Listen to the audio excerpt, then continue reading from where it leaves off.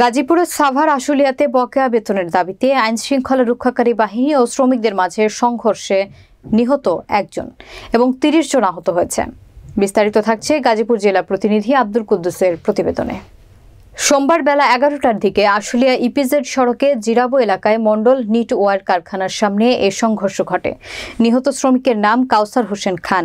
তিনি আশুলিয়ার টোঙ্গাবাড়ি এলাকায় ম্যাঙ্গো ট্রেক্স লিমিটেড নামক কারখানায় সুইং অপারেটর হিসেবে কাজ করতেন।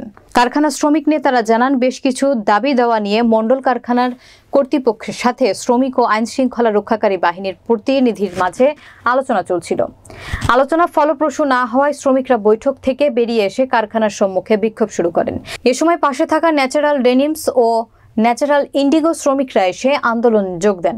এক পর্যায়ে শ্রমিকরা আইনশৃঙ্খলা রক্ষাকারী বাহিনীর ৫টি গাড়ি ভাঙচুর করলে পুলিশ ও শ্রমিকদের মধ্যে ব্যাপক সংঘর্ষ বাধে। এ ঘটনাস্থলে এক শ্রমিকের মৃত্যু হয় এবং আহত হয় অন্তত ৩০ জন। এ সময় সড়কে যানবাহন চলাচল বন্ধ হয়ে গেলে চরম ভোগান্তিতে পড়ে যাত্রী, সাধারণ ও পথচারীরা।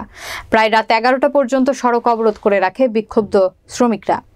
এছাড়াও গাজীপুরের কাশিমপুর পানিশাইলে মাছি হাতা কারখানা শ্রমিকরা সকালে বকেয়া বেতনের দাবিতে সড়ক অবরোধ ও বিক্ষোভ সমাবেশ করেন।